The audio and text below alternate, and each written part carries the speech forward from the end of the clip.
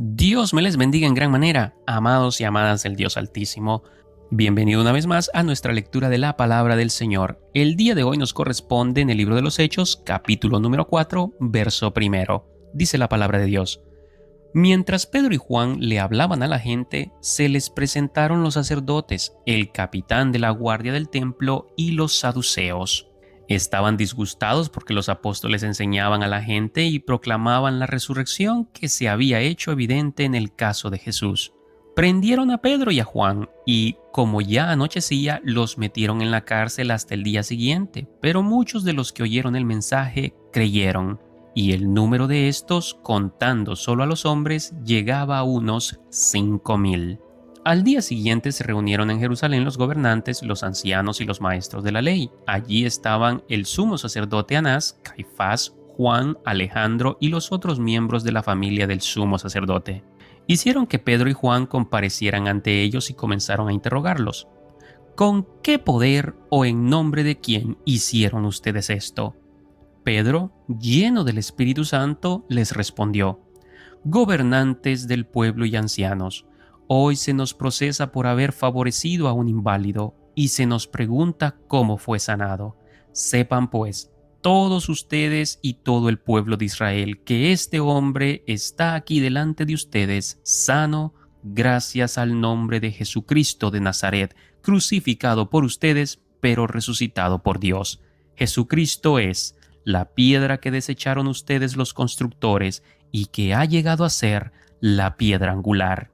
De hecho, en ningún otro hay salvación, porque no hay bajo el cielo otro nombre dado a los hombres, mediante el cual podamos ser salvos. Los gobernantes, al ver la osadía con que hablaba Pedro y Juan y al darse cuenta de que eran gente sin estudios ni preparación, quedaron asombrados y reconocieron que habían estado con Jesús. Además, como vieron que los acompañaba el hombre que había sido sanado, no tenían nada que alegar. Así que les mandaron que se retiraran del consejo y se pusieron a deliberar entre sí. ¿Qué vamos a hacer con estos sujetos? Es un hecho que por medio de ellos ha ocurrido un milagro evidente. Todos los que viven en Jerusalén lo saben y no podemos negarlo.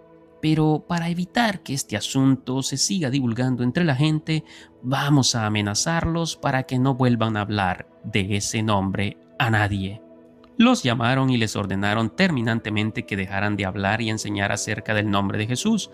Pero Pedro y Juan replicaron: ¿Es justo delante de Dios obedecerlos a ustedes en vez de obedecerlo a Él? Júzguenlo ustedes mismos. Nosotros no podemos dejar de hablar de lo que hemos visto y oído. Después de nuevas amenazas, los dejaron irse por causa de la gente. No hallaban manera de castigarlos. Todos alababan a Dios por lo que había sucedido, pues el hombre que había sido milagrosamente sanado tenía más de 40 años. Al quedar libres, Pedro y Juan volvieron a los suyos y les relataron todo lo que les habían dicho los jefes de los sacerdotes y los ancianos. Cuando lo oyeron, alzaron unánimes la voz en oración a Dios. Soberano Señor, Creador del cielo y de la tierra, del mar y de todo lo que hay en ellos, tú, por medio del Espíritu Santo, dijiste en labios de nuestro padre David, tu siervo: ¿Por qué se sublevan las naciones y en vano conspiran los pueblos? Los reyes de la tierra se rebelan y los gobernantes se confabulan contra el Señor y contra su ungido. En efecto, en esta ciudad se reunieron Herodes y Poncio Pilato con los gentiles y con el pueblo de Israel contra tu santo siervo Jesús, a quien ungiste para hacer lo que de antemano tu poder y voluntad habían determinado que sucediera. Ahora, Señor, toma en cuenta sus amenazas y concede a tus siervos el proclamar tu palabra sin temor alguno.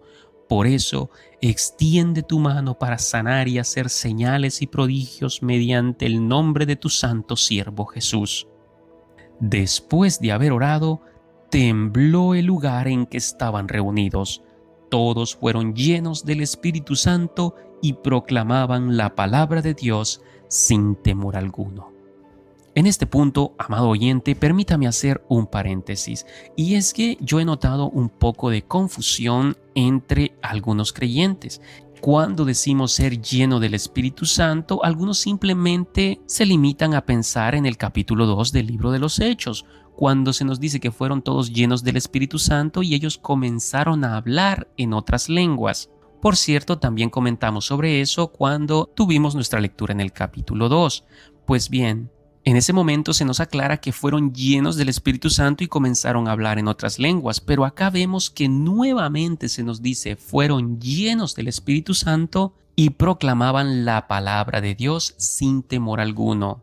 Así que si tomamos en cuenta las dos lecturas, podemos llegar a la conclusión que cuando se nos dice que una persona es llena del Espíritu Santo de Dios, no se refiere a hablar en otras lenguas directamente, sino depende la ocasión y el propósito.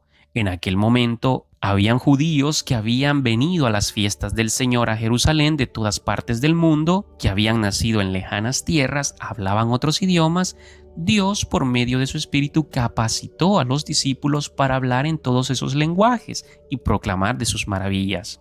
Pero acá nuevamente vemos que fueron llenos una vez más del Espíritu Santo, pero para dotarlos de la valentía, del valor de proclamar la palabra del Señor sin temor a las amenazas de los dirigentes. Es más, nos dice sin temor alguno. Es decir, Dios puso en ellos la confianza, la valentía de predicar su palabra sin temor incluso a la misma muerte. Cerramos paréntesis, verso 32.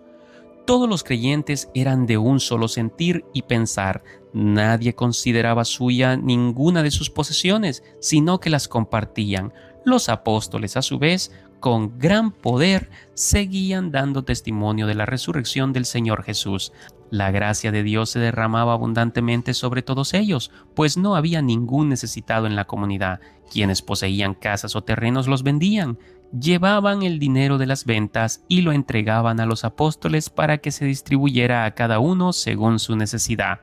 José, un levita natural de Chipre, a quienes los apóstoles llamaban Bernabé, que significa consolador, vendió un terreno que poseía, llevó el dinero y lo puso a disposición de los apóstoles. Palabra de Dios.